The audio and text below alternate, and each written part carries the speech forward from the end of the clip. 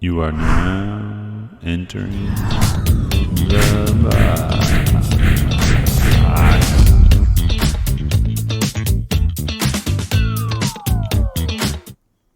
Welcome back to Inside the Box. Today we have Beni Harmony, the lifestyle host from WICS. What's up? What's going on, Andrew? Thanks for having me on. Yeah, of course. So how long have you been doing the lifestyle? Is it called the lifestyle show? It's called Marketplace. Marketplace. So it's every day, 11:30 to noon, and we follow the middays. So it's right after the midday show, and we do everything community-based. So anything happening in the Central Illinois community, we are probably there. How long have you been doing it for I've now? been doing it since July. Okay. Yeah, so I'm still pretty new in it. I've always ever done news stuff, so it's funny doing the marketplace lifestyle because it's like I'm talking about entertainment and more positive Big stuff. switch. Yeah.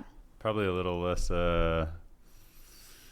emotional, or I don't know what word to use. Yeah, I don't know.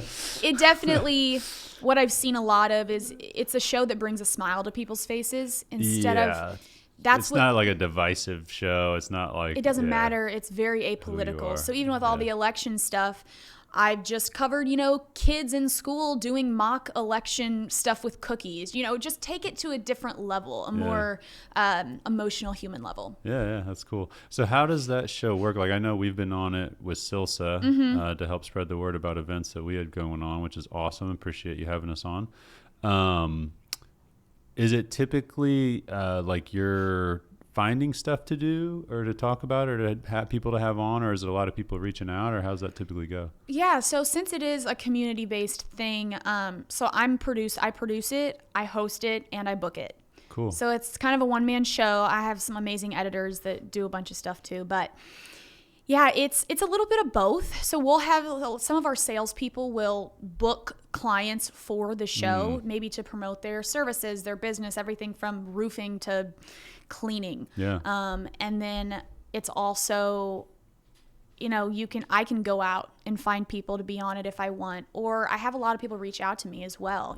Hey, what is this? Is it cost? How do we do this? We've been wanting to market, and that's really what it is. It's a way to market your business. I think we get 9,500 viewers for Marketplace, and it goes all the way to the Illinois-Indiana border from here. Wow. Yeah. I didn't know it went that far.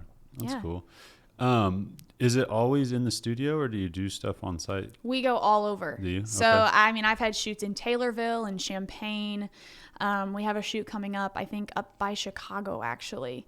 And so a lot of it's studio-based, but for specific companies that want to showcase what they really do, we do on site as well. Yeah.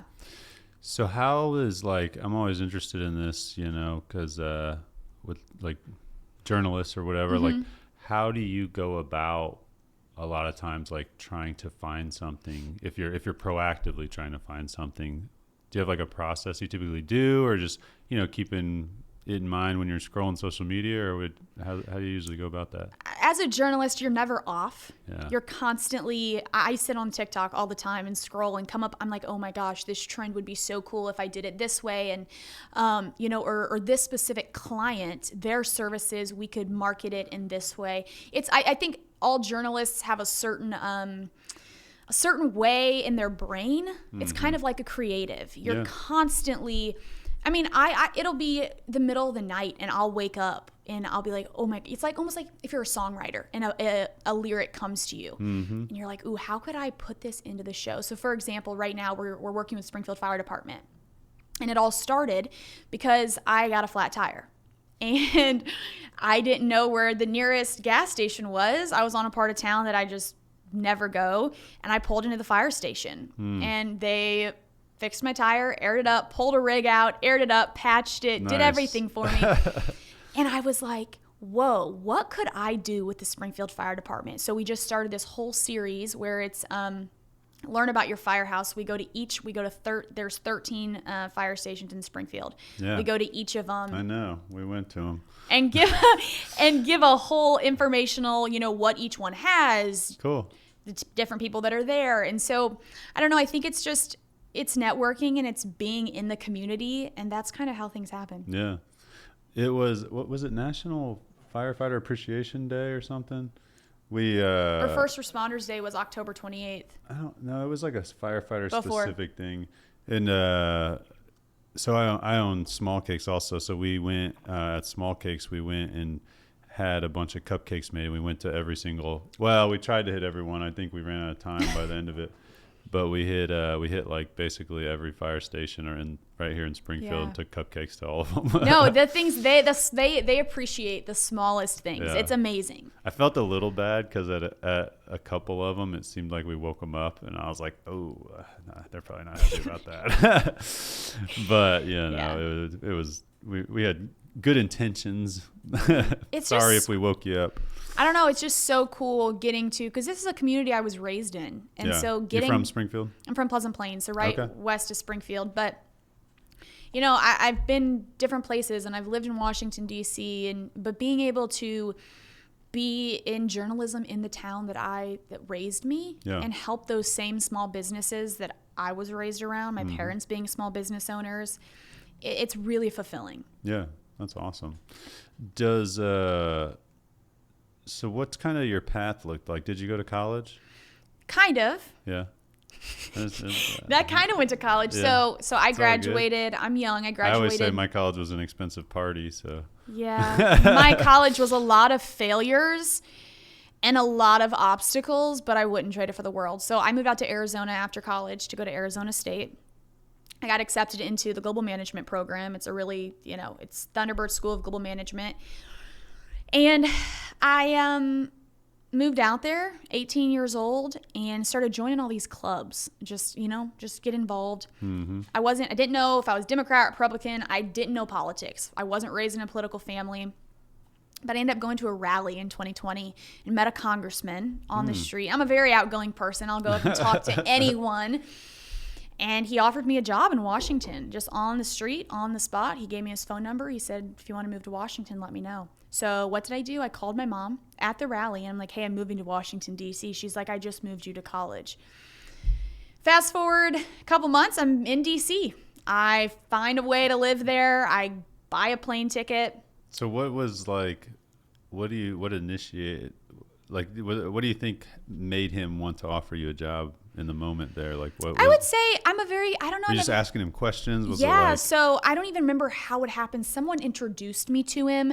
We just start talking, and he's like, hey, like, would you want to intern? Is that, I was like, honestly, I have no idea what I want to do.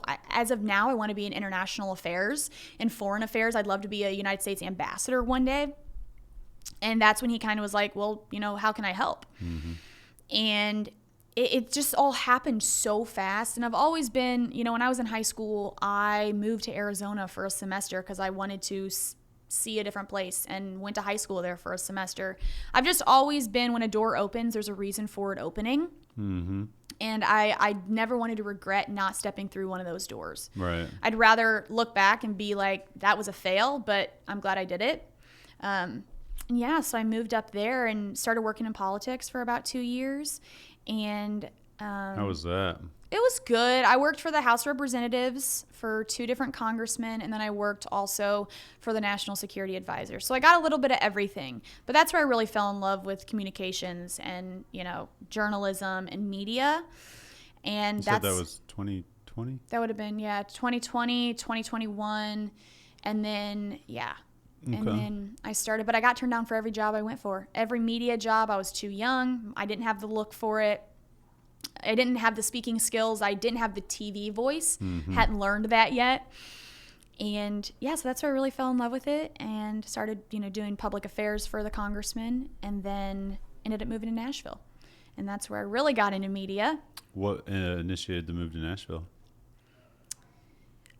It's a really good question. I met, as you can see, I'm all over the place. But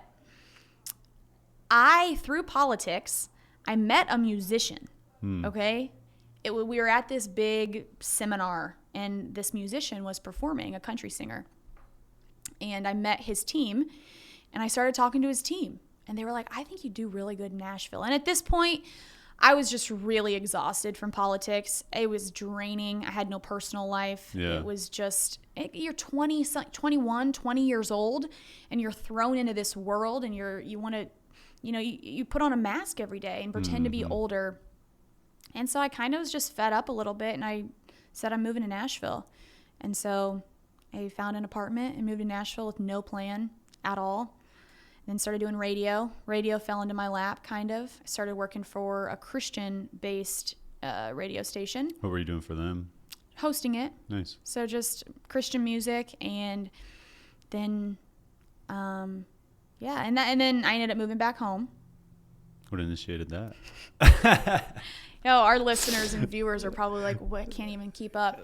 No, it's just interesting. Like, even if it is something random like that, you know what I mean, that you would take the chance to, let's go try it. You know what I mean? Yeah. It's a good time to do it when you're that age. You know and that's what I mean? that's how I convinced my mom to kind of let me. Yeah. Because I was like, Mom, what other time am I going to have just to move to Nashville with no responsibilities, really, no kids, I don't have anything holding me back. I want to live. I want to experience things. Mm-hmm. And in Nashville, that town, that city, I credit it to what I'm doing now and to the successes that I've had, because without the obstacles and hardships that I had in Nashville and the lows and the rock bottoms, almost being evicted out of my apartment because I wasn't getting paid enough,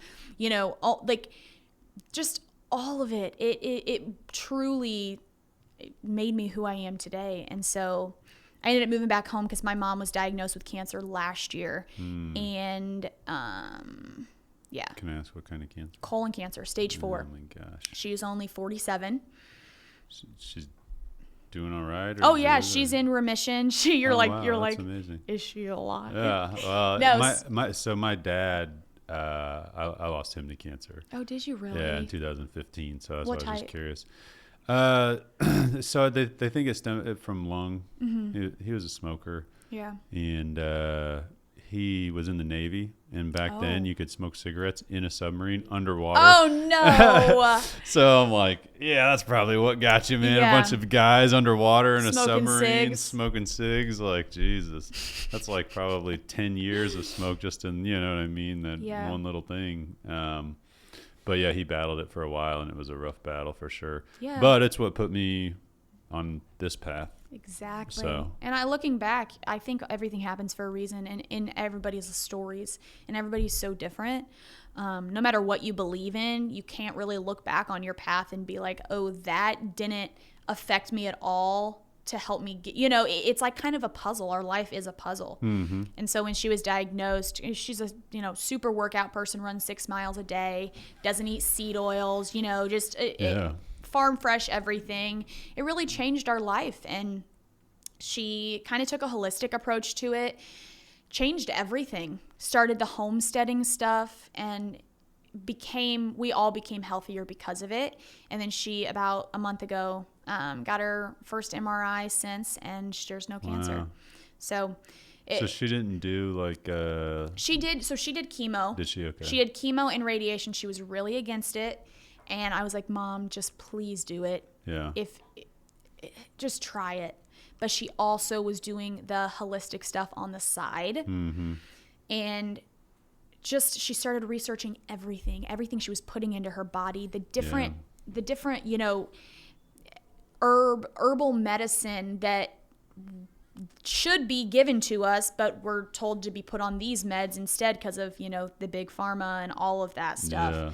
And I was literally just talking to one of the team's moms yesterday. She's having knee issues, and she was like, what was she saying? They give her like a cortisone shot or, this and that. And I'm like, man, have you ever looked into stem cell? And she's like, no, and didn't even know anything about it. I was like, I think there's some places in the U.S. that will do it, but a lot of people go to Mexico for it. And I was like, you should look into it because it's fucking awesome. There's so many things they don't tell us about because it's the money. Don't even get me started on all of that. But it's like there are things in our nature that will literally heal us. Our bodies have qualities and things. They didn't used to have all this medicine. Yeah. These opioids and everything. But yes, so. Well, it's they don't want to heal you. They just want to treat you. It's craziness. And then it's like, so you can you need it, and it's this cycle. It's crazy. It's interesting to see what happens now. But yeah, so I hopped into radio when I got back here. And then I was about to leave again, and News Channel 20 called and said, hey, we have this opening. Would you be interested? Yeah. What radio were you at here in town? Newhoff Media. Now Woodward Community Media. They just sold. But I was at 99.7 The Mix and 104.5. Nice. What was going to be... Did you have a plan where you were going when you were about to leave? I was going back to D.C. Where are you? To prep for this election and to do, you know, some campaign stuff and probably get a job in the coming, you know. Figure it out, yeah. Because all my people are still up there. You know, I'm still super involved just from a distance because I have to be. Yeah. So stick around. Took this. Feeling good about it? Love it? Yeah, I love it. It gives me full creative control. I'm able to highlight passions and visions that people have and, I don't know, give a voice to those that maybe don't feel like they have one. And so, yeah, I love what I'm doing, and hopefully this is just the beginning. Yeah. What do you ever think about, like, what would be, like, the best situation, the dream at some point? Like, do you have, like, you know what I mean? Like an end goal that you're hoping to achieve? The plan has kind of always been when I turned 26 to run for office. Yeah. That's always been, I've always felt called to do it because you have to be 25 to run for Congress. And yeah, what do you think you would? My birthday is in December. And Congress, is that what? Yeah, it would be run for a seat here. Yeah. Because I was going to do state rep, but. So you want to be in politics? I want to help people. It. Yeah.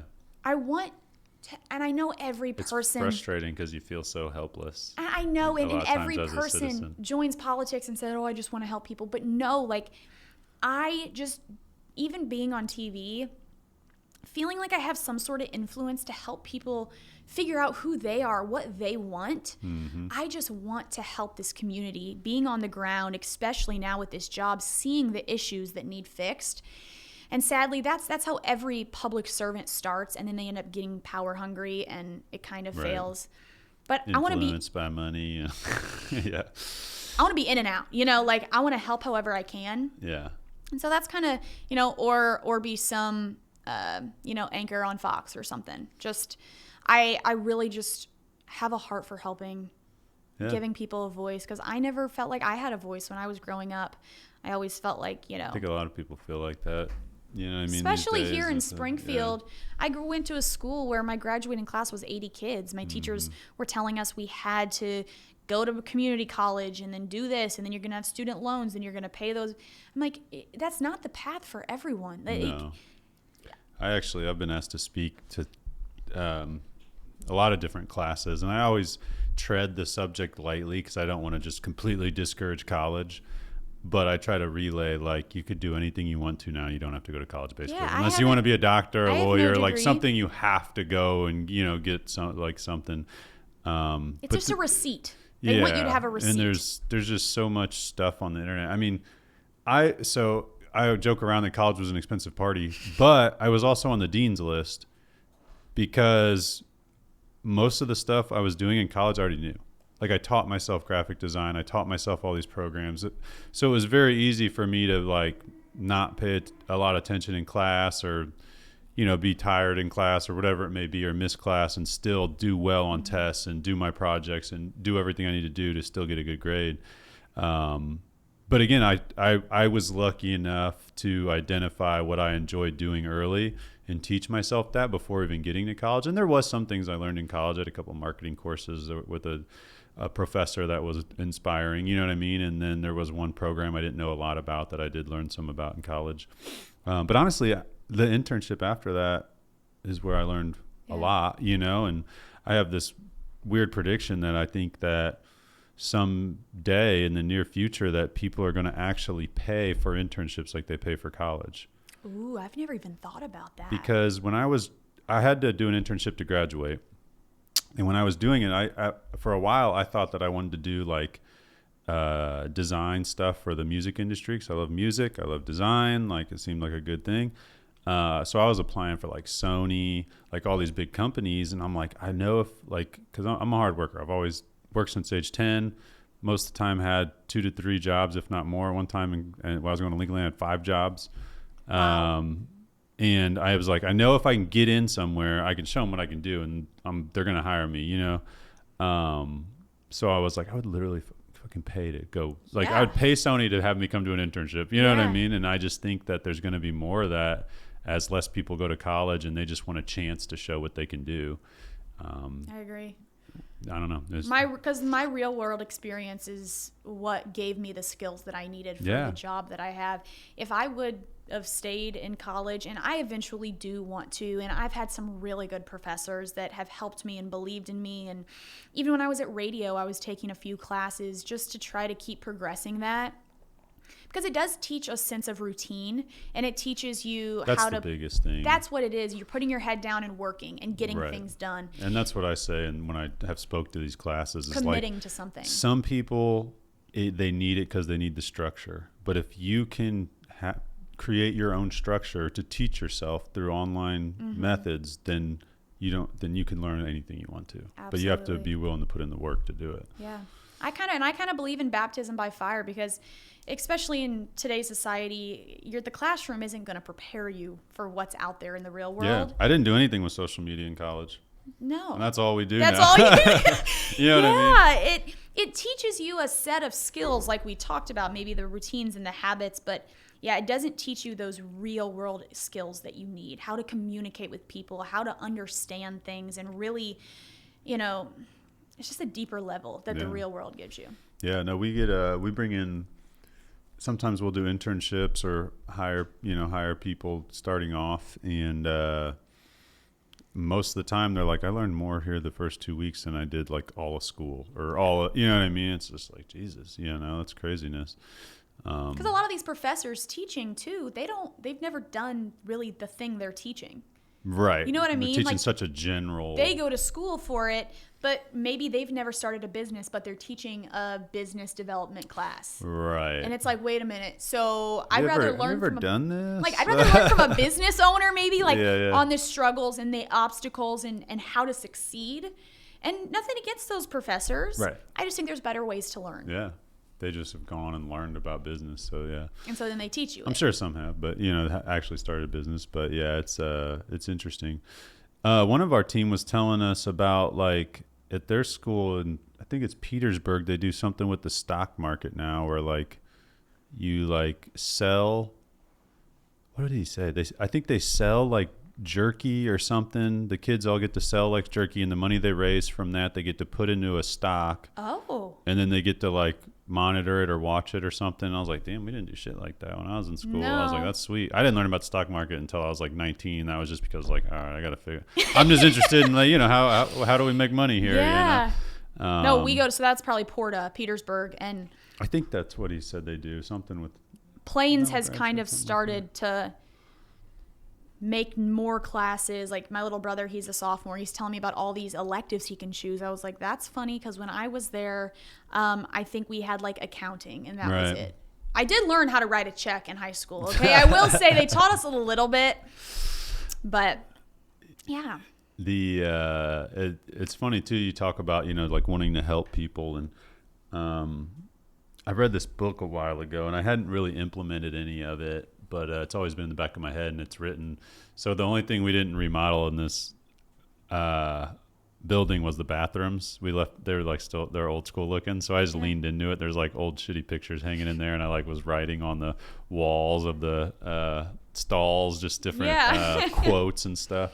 We call that vintage. Yeah, but but one of the book was called Start With Why, and it's people don't buy what you sell, they buy why you do it. You know what I mean? Yes. So that, and thinking about that, I've been thinking about that for a long time with our business. And what I came up with is we came up with this slogan, let's grow together.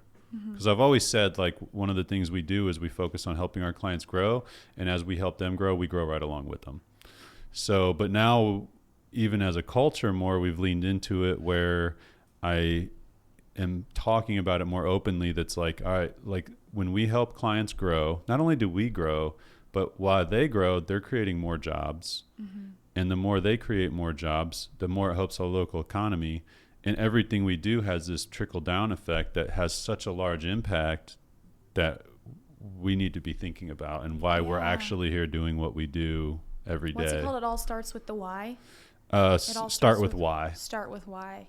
Yeah, it's a pretty good book. It's true though, because I think that if you're doing something and you don't really have a reason behind why you're doing it, it's hard to be successful in it, because that goes and back passionate passion. about it. If you do, I've always said I would rather, like, your passion will make you money, because when you're passionate about it, you put in that extra effort. You want it to work. You're not just going through the motions. Yeah. And I feel like I kind of see that with you guys here. I've always heard of you. I didn't really know what you guys did or what it was, but even coming in here, it feels, it's just it just feels like it in you. Even just being around you, it's appreciate it. Yeah. I don't know. It's really cool what you guys are doing here. Thank you. Yeah, we it's always tough, that balance of, like, have fun, but work hard, trying to push that. And definitely that's how I feel. You know what I mean? I have a blast with my team every day, but sometimes it's like, all right, guys, we got to fucking buckle down, because, the end of the month is coming and we got stuff to get done still, or whatever it may be. I just think it's awesome how you guys, you're helping your clients achieve something, right? So, like, your hand is in everything. Do you know what I mean? Like, Well, I even find, like, you were talking about getting advice from business owners, like, I mean, hell, sometimes I find myself basically, like, coaching some of these business owners a little bit, you know what I mean? Like, oh, what POS are you using? Well, if you use this one, it incorporates with this, you know what I mean? And I'm just giving them shit I've learned you over the help years. them chase their passion. Right. And so it's like you said, it's a trickle-down effect. Yeah. And I never really thought about it. I just kind of did it, you know what I mean? But after reading that book a while ago and trying to keep it in the back of my head, and we've never really had, like, a mission statement, you know what I mean? So just all those things juggling around my head, we've just really I say let your work show the mission statement. Yeah, we just so we've just really leaned into the let's grow together. I think that kind of sums it up pretty well. Yeah. So it's been cool though. It's been an interesting journey. Yeah. But yeah, so I was interning with Ace Sign Company, and my dad got diagnosed with cancer. So he fought it because my plan was always, kind of like we talk about, things just happen. But my plan was always get 5 years experience and then move away. Because, most places are like, oh, we need 5 years experience to, like, work somewhere. That's a good job, or for a big company at least. Yeah, well, now when you graduate college, they expect you to have about 10 plus years of experience to get an entry-level job. But keep going. That's a conversation for another day. Yeah, no, but I was like, all right, I'm going to work here 5 years and then go work wherever I want. And in that period, my dad got sick with cancer. I met my now wife. And, at the end there, I was like, I actually left work to take care of him. I was like, hey, I got to step away for a few months here, or however long, I don't know. And then when he passed away, I was like, I just need a change. I don't know what that, you know what I mean? Yeah. And I had realized, like, I had a couple clients I just did, like, a website for, or this or that for, and I was like, man, I'm just going to go for it. Screw it, because I was on Facebook back when you had to have, like, a college email to even get on there. You know what I mean? Makes me feel old. How old are you? Do you mind me asking? 39. Okay, I thought you were younger than that for sure. Yeah, I told you someone, give like the man bun, like all of it. It just kind of like gives. I told young. someone the other day, and they're like, "Are you serious? I thought you were 33 years old." Yeah, I would have said early 30s. I was like, "Well, thank you." I feel young. I turned 39 in October, and I told my wife, I was like, all right, I'm going to be in the best shape of my life by the time I'm 40. So I've been more conscious about what I'm eating, and been working out regularly, and just, trying to, I don't know. I've always, like, tried to do it a little bit, but never stuck to it. Yeah, well, so that's the issue I think a lot of us have. It's like, I want to do it, and I'm trying, but we don't put the actual time into it. Yeah.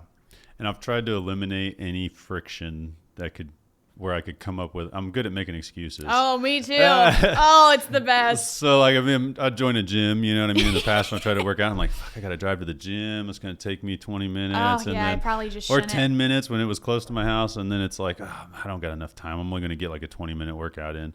So I put a gym in my basement. And so then there's no excuses. There's no when you excuses, catch yourself scrolling or watching TV, what could you be doing? Yeah. So, and then my wife started working out regularly, and so that also inspired me. Like, all right, and she found some app that's been awesome. Yeah. But it feels good, man. It feels good to looking at. I found this farm in Jacksonville. You gonna buy a farm, Andrew? No. But regenerative farming. We're talking about healthy stuff. Yeah. They do regenerative farming. So I think I'm really? gonna buy. I'm splitting a cow from them with a couple of people. Good idea. The carnivore diet. Yeah. And I've that's kind of what I've done a little bit. My mom started buying raw milk some too. veggies and fruit a little bit, you know what I mean? But I've tried to stick mostly to meat. I'm telling I don't you. know. They've always told us red meat is bad for you. Red meat is bad for you. But I don't think it is. And then they tell you not to drink the raw milk because it has the bacteria in it. And I can't get down with the raw milk. My mom. I never drink milk. My mom has a farm that she goes to. She gets like 10 raw at once. milk, really? Yeah, it's just straight from the udder. Oh So my no gosh. pasteurization. And it's supposed to have like those good things that they always tell us we shouldn't Weird. have. So we got The weird thing with milk is we're the only species that continues to drink it after being a baby. Nuh-uh. You know what I'm saying? Wait. Because Really? so cows feed their calves with milk, but eventually they don't drink milk anymore. Like a lot of animals, breastfeed essentially like a human does. Like a human breastfeeds their kid, cows breastfeed their calves, pigs breastfeed their piglets. But humans are the only ones when they become adults continue drinking milk. Okay, well now I am thinking, wait, so when we're a baby, we only drink milk. Right. How does that have enough, Well, it's packed, especially from a woman's body, it's packed with nutrients and shit. I mean, there's muscle builders that buy milk from women that are breastfeeding. I've heard about that. Because You're supposed of all to drink the protein and nutrients and stuff in it. Have you heard about the colostrum? Yeah. Where it comes from right the before. cow. It's what's in a woman's body, what the kids get to build their immune system. Yeah. I think it's right before the milk actually comes out or something, isn't it? Yeah. And so I've been taking colostrum. It's there's powders and stuff for it. And it's supposed to I basically didn't know you could just take it like that. help. You should look into it. It's really, really cool. And it just helps kind of fix anything that's going wrong with your body and kind of. Yeah, I could see that. Yeah. Because that's what that's the first thing we get from our moms is the colostrum. Yeah. So. Yeah, it's interesting, the whole milk thing. I don't really drink it anymore unless I'm eating cereal, which I haven't done for a while. I do love cereal, but gave that up. gotta get on that. So what kind of I'm trying to think from a marketing perspective, Are you guys just the highlighting of businesses a lot of times? Is there any other things that you help when it comes to marketing? For what? Through your business, through your work? Yeah, I don't know. It's mainly sharing your audience with the business or the customer. And it's just it's such a general show where it can be really anything. Yeah, that's nice though. Yeah, it's beautiful. I mean, so before my show even starts, I talk about all the trending stories. So the very first intro, thanks for watching Marketplace, looking at our trending stories for the day. Yeah. And so we go, maybe Wendy's is closing 140 locations, so we'll kind of go through the top news stories that aren't political. And you come up with all those? Mm-hmm. Nice. Yeah.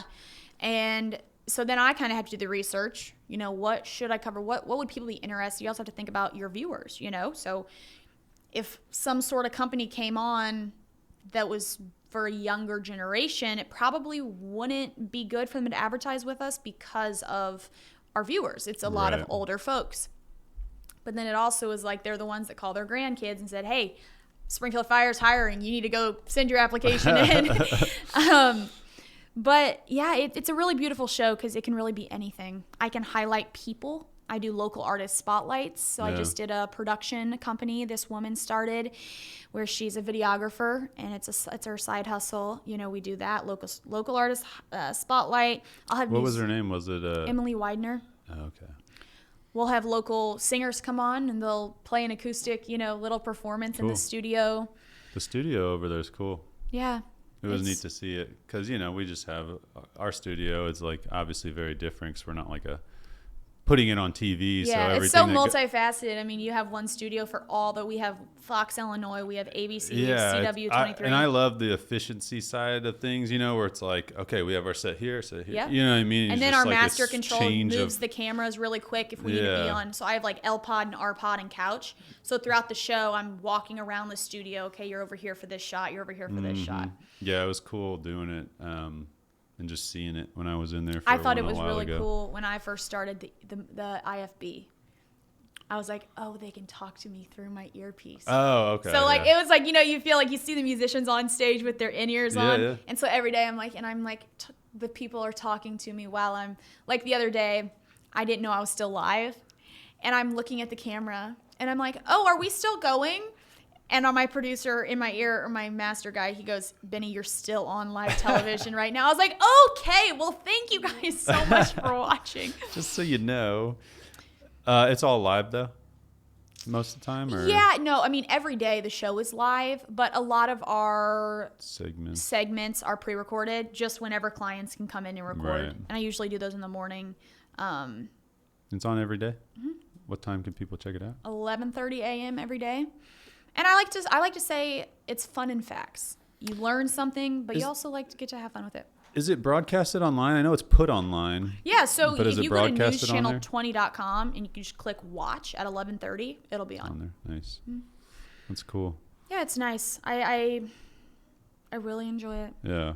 And it's interesting because, like, you know, I have this podcast and I love doing it because I just love talking to people, hearing their stories, and where, you know, a lot of times people are like, what are we going to talk about? I'm like, I don't know. I don't even know what question. I don't even know what questions I'm going to ask.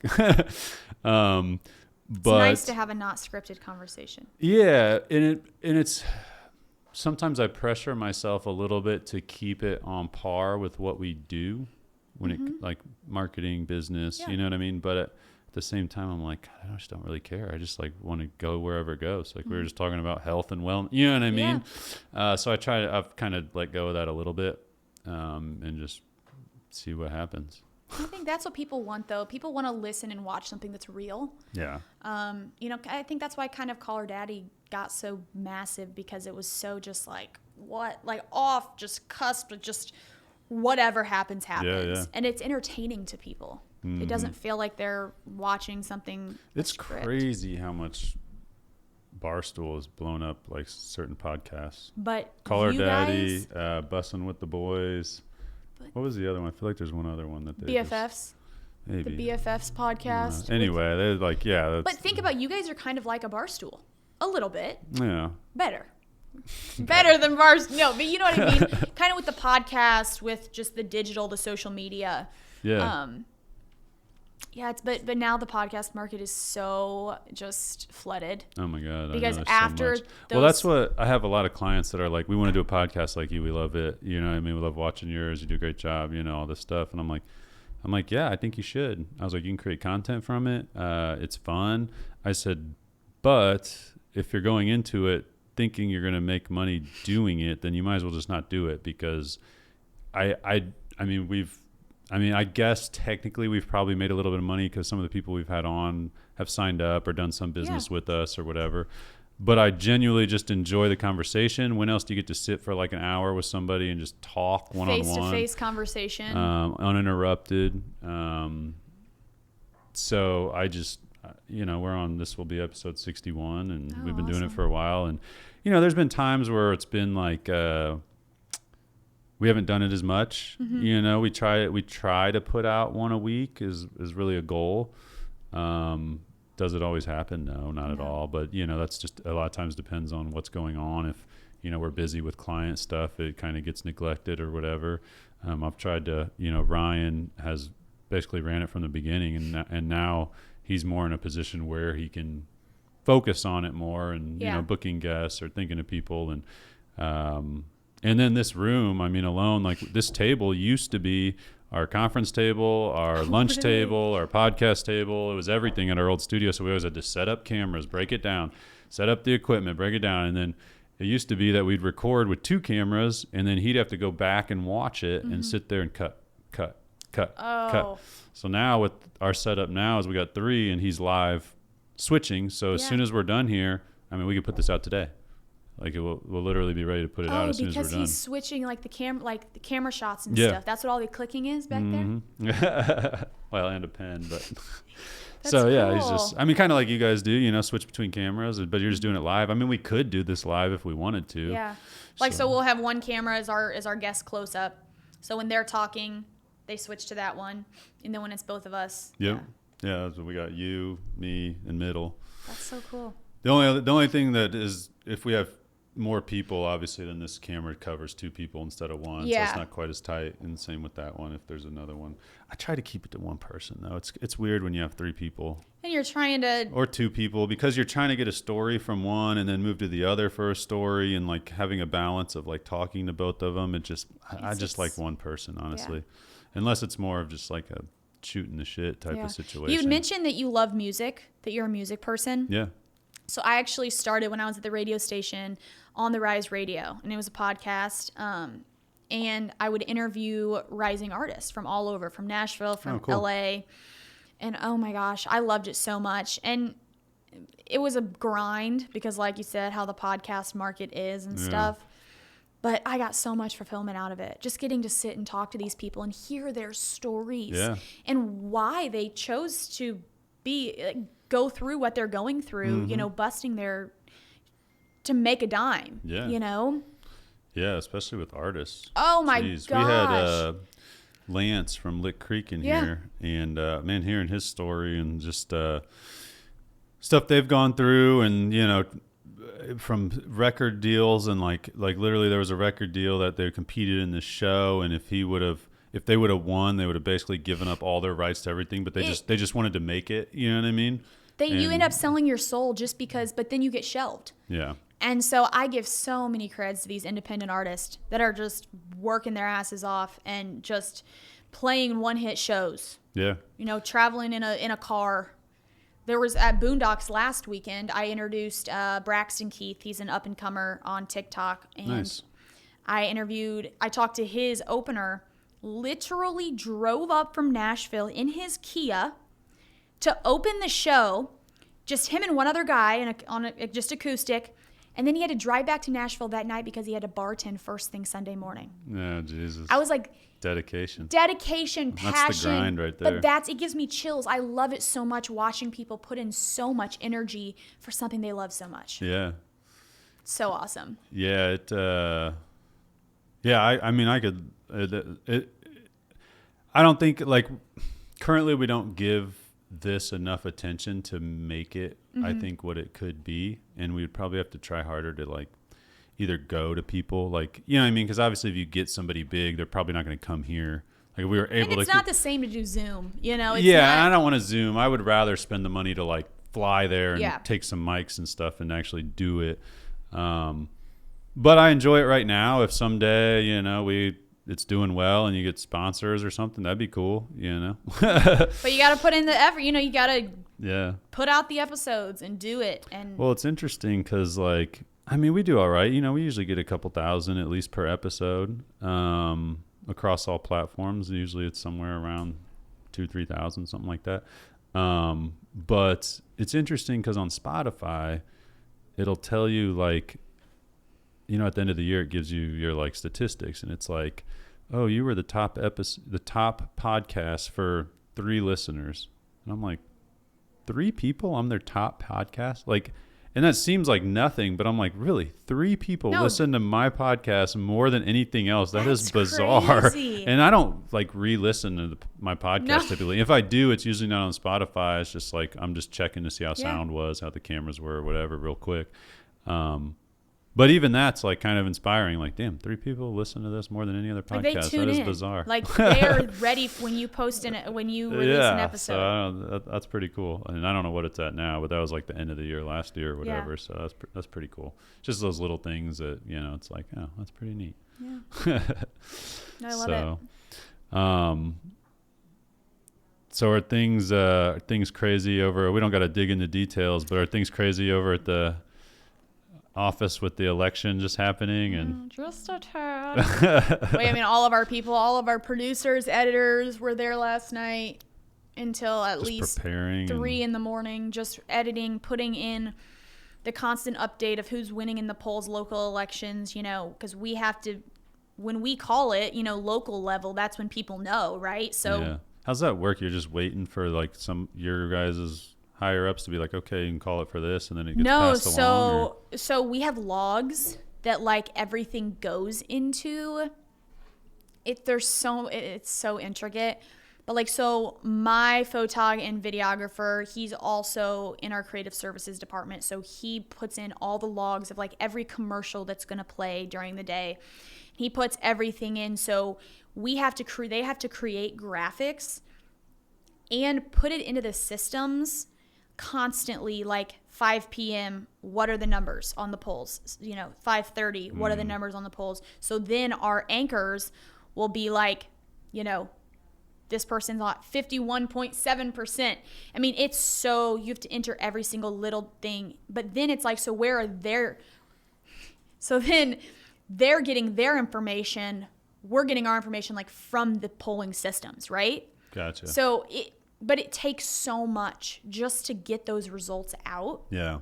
Because then we have someone just sitting making graphics. Yeah, we need to have a graphic for every. Update it to 57. Update it to 58. Constantly making 57.2. graphics. And so it's a team effort. I mean, my boss, he was there putting in numbers last night, and he's the sales manager because news needed help inserting things. And so every single reporter was in last night.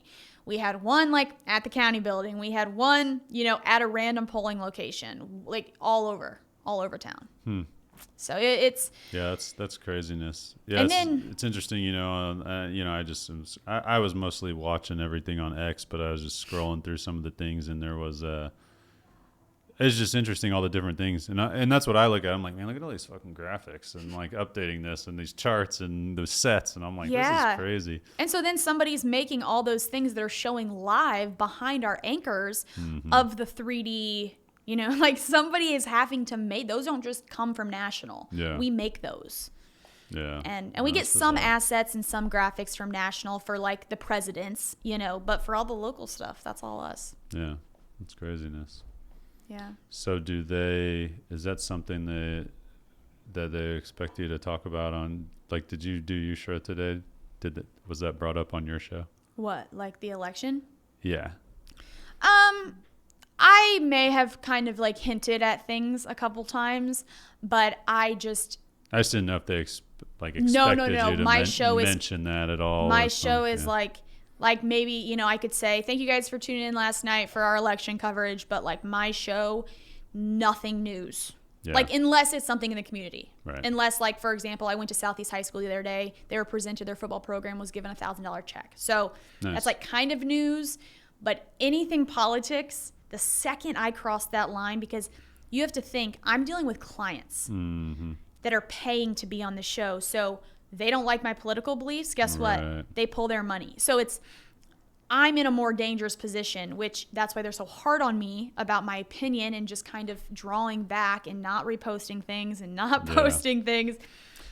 Because it's tough mess with their line, you know? For me from that perspective, because like obviously I can do whatever I want. I'm a business owner, but still I have to like keep that in mind. You know what I mean? Because people are I feel like there's such a sensitivity that there wasn't before, where if you didn't believe or you didn't support whatever somebody else was saying, it doesn't mean you're just like, oh, like I don't believe that. But now it's like, oh, you're a terrible person. You're a terrible person. I can't stand you. And it's like, whoa. Let's like set it all aside. Yeah. So I'm trying to bring back the opinions a little bit and just. Yeah, and I say all the time, I'm like, look, I everyone can have their own opinion. Yeah, I don't like, care what you can believe what you want. I might not agree with it, and I'd love to talk about it. I'd love to. You know what I mean? I have an open mind, and that's what I wish more people were like and said. You know what? Like today, one of my coworkers, totally different beliefs. We start talking, and I'm like, no, like I'm curious. Like, tell me. Like from your perspective, like I'm actually genuinely curious. Right. And then and then I'm like, wait a minute, I get it. I see where you're coming from. Like, let's have just intelligent, emotional conversations. Yeah. We don't have to scream at each other. Yeah, for sure. If you're screaming and telling someone to go F off, and that's the you're problem probably not in. Is people won't they won't have open-minded discussions. They'll tell you what they believe, but they don't want to hear what you have to say. Right. And even if they do, like, are they actually trying to process it and be like, oh, maybe that is a possibility. Mm-hmm. What's the quote I have in the bathroom about beliefs?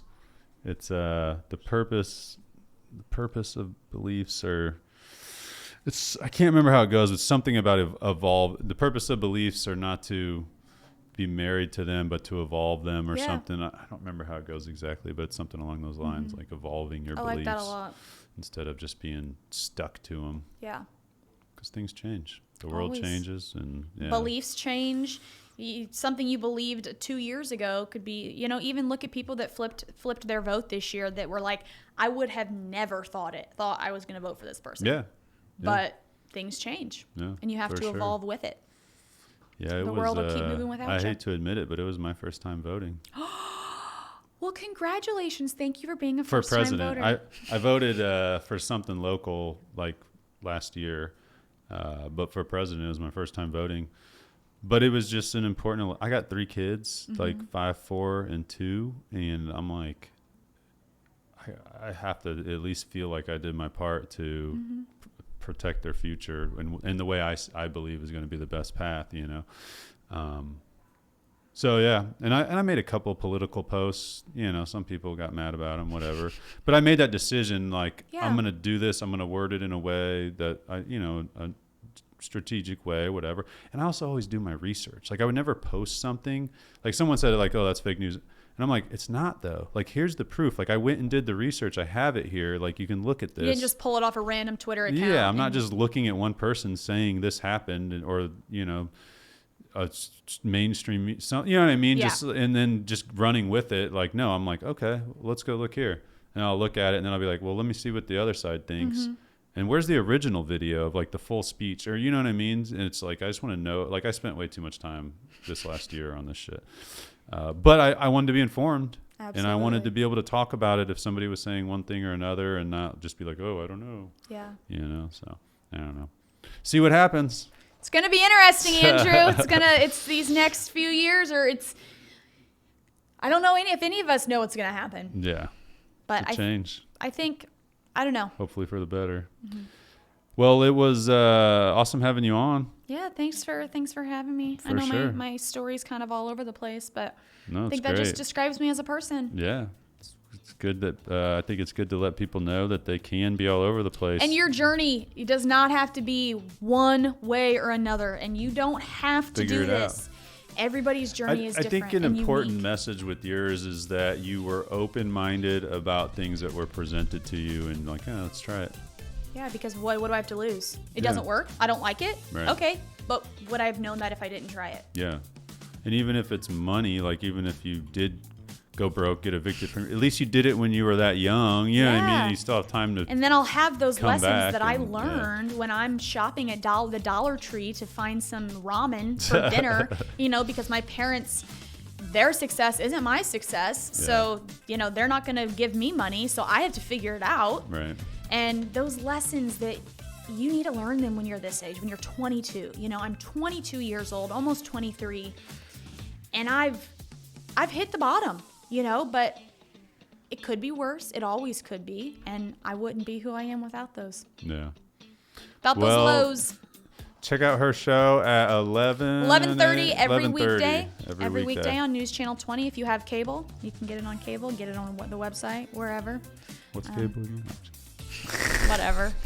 That's why I asked if it's on the internet, because you get the, NewsChannel20.com. There you go. There it is.